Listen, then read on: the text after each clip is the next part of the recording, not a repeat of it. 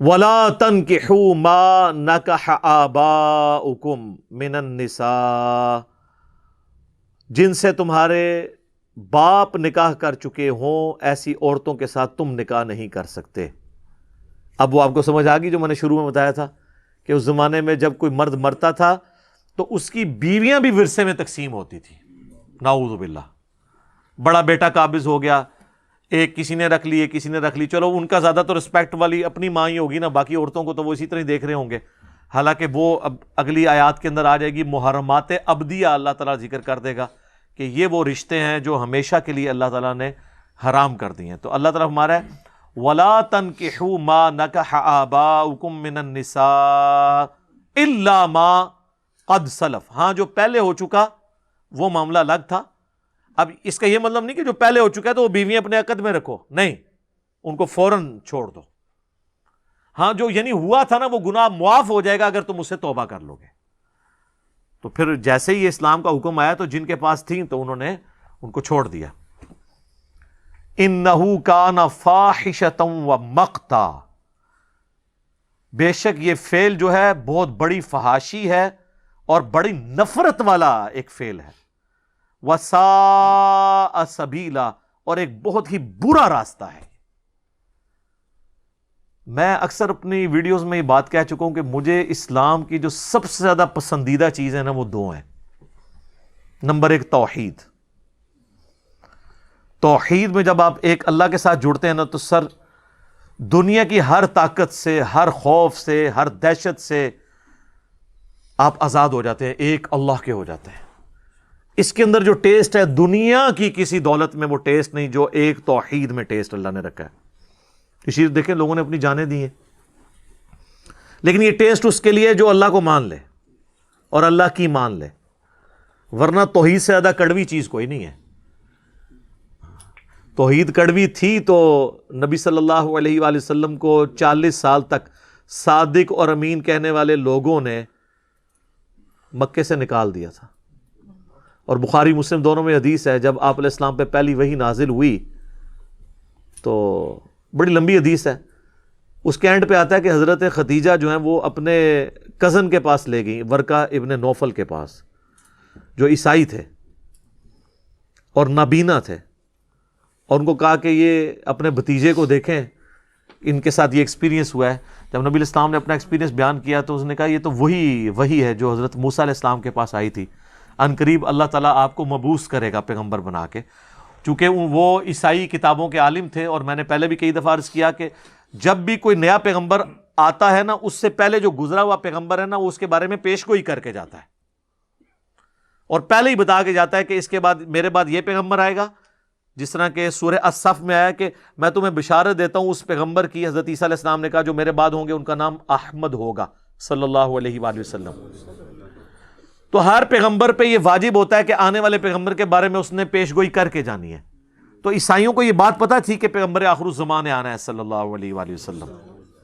اسی میں امپلائڈ ہے کہ اگر رسول اللہ کے بعد کسی نے ایز اے پیغمبر آنا ہوتا تو قرآن میں پیش گوئی موجود ہوتی، لیکن قرآن تو سٹارٹ ہی اس سے کرتا ہے، اور درجنوں جگہ کہتا ہے کہ اہل ایمان وہ ہیں جو ایمان لائے اس کتاب پہ جو ان کی طرف آئی اور جو ان سے پہلے نازل ہوئی۔ بعد کا کبھی ذکر ہی نہیں آتا ان تمام پیغمبروں پر جو ان سے پہلے آئے۔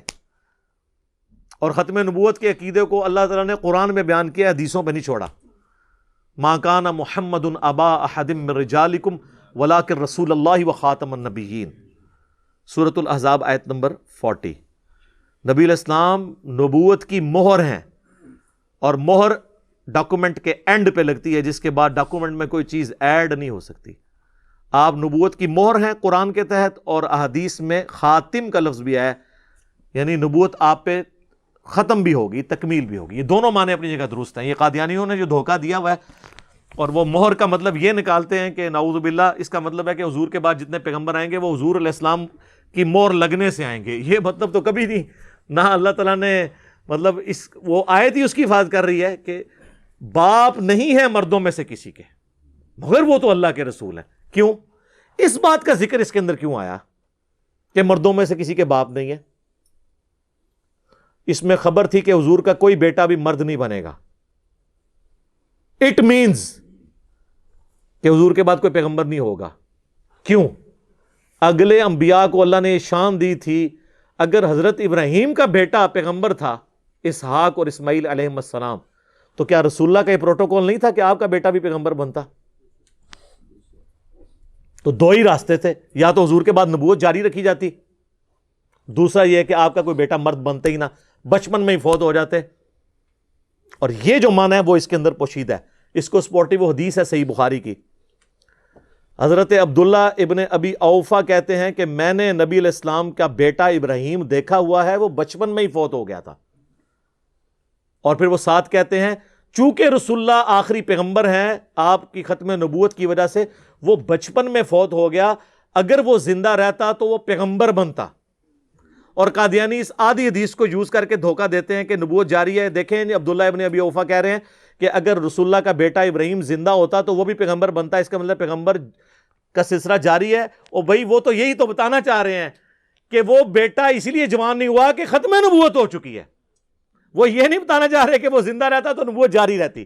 وہ تو اس کی موت کی وجہ یہ بتا رہے ہیں کہ اللہ کے نبی علیہ السلام کے اوپر ختم, وہ اس میں ذکر کرتے ہیں کہ چونکہ آپ خاتم النبیین ہیں اس لیے آپ کا بیٹا جوان نہیں ہوا.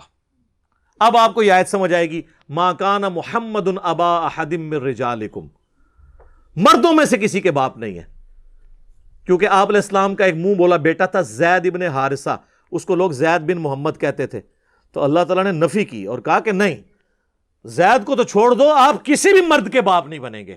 وخاتم النبیین, چونکہ آپ ختم نبوت آپ پہ ہو چکی ہے تو اب آپ کا بیٹا کیوں مرد ہونے تک پہنچے گا؟ ختم نبوت کا تقاضا یہ ہے کہ حضور کا کوئی بچہ جوان ہو ہی نہ, اور جب جوان نہیں ہوگا تو وہ نبوت کا اہل بھی نہیں ہوگا. بچپن میں تو نہیں, یعنی اس کو اللہ تعالیٰ نے فوت کر دیا. جو آپ علیہ السلام کے بیٹے پیدا ہوئے, ابراہیم پیدا ہوئے, قاسم پیدا ہوئے, طیب پیدا ہوئے, تو وہ اللہ تعالیٰ نے ان کو بچپن میں ہی موت دے دی.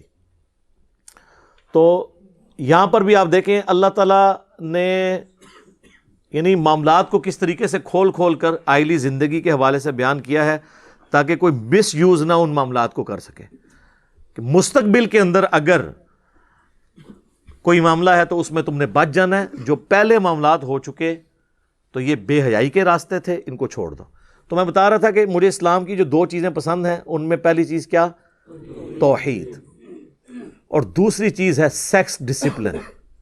سر مرد و عورت کے اندر جو سیکس والا جذبہ ہے یہ اتنا پورٹنٹ ہے. یہ فرائڈ نے تو بعد میں آ کے کہا نا کہ سب سے پورٹنٹ جذبہ جو ہے وہ سیکس کا ہے.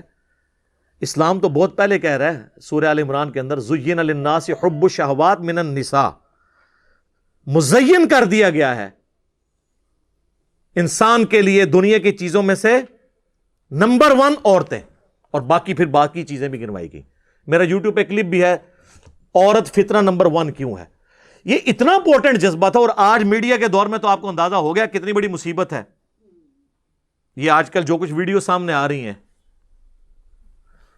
اتنا یہ امپورٹنٹ جذبہ ہے کہ اللہ تعالیٰ نے سیکس ڈسپلن اتنا ہی سخت دیا ہے. آپ دیکھ لیں چھوٹی چھوٹی چیزیں جو سیکس سے ریلیٹڈ ہیں ان کو ایڈریس کیا ہے. اسلام کی سب سے بڑی خوبصورتی عورتوں کا حجاب, مردوں کو نگاہیں نیچی رکھنے کا حکم, عورتوں کو نگاہیں نیچی رکھنے کا حکم, علیحدگی میں نہ ملنے کا حکم. ترمذی میں حدیث ہے کہ جہاں پہ 2 بندے اکٹھے ہوتے ہیں تیسرا شیطان ہوتا ہے. اتنا سخت ڈسپلن, یہ اسلام کی سب سے بڑی خوبصورتی ہے, توحید اور سیکس ڈسپلن. اب اگلی آیت بہت اہم ہے, آیت نمبر 23 سورۃ النساء کی آیت نمبر 23 میں محرمات ابدیہ کا ذکر ہے. اب یہ خود ایک پورا ٹاپک ہے, اور اس میں انشاءاللہ اگلی دفعہ وہ بھی ذکر کروں گا. یہ مساہرت کا جو رشتہ ہے, کوئی اگر نعوذ باللہ داماد اپنی ساس کو ہاتھ لگا لے, وہ جو منفی کہتے ہیں نکاح ہی ٹوٹ جائے گا, اور جعلی مسئلے بیان کیے ہوئے ہیں.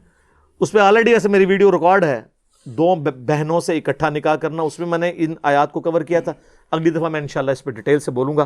اللہ تعالیٰ سے دعا ہے جو حق بات میں نے کہی اللہ تعالیٰ ہمارے دلوں میں راسخ فرمائے. اگر جذبات میں میرے منہ سے کوئی غلط بات نکل گئی تو اللہ تعالیٰ ہمارے دلوں ہی سے معاف کر دے. ہمیں کتاب و سنت کی تعلیمات پر عمل کر کے دوسرے بھائیوں تک پہنچانے کی توفیق عطا فرمائے. سبحانک اللہم و بحمدک, اشہد ان لا الہ الا انت, استغفرک و اتوب الیک, وما علینا الا البلاغ المبین. جزاکم اللہ خیرا.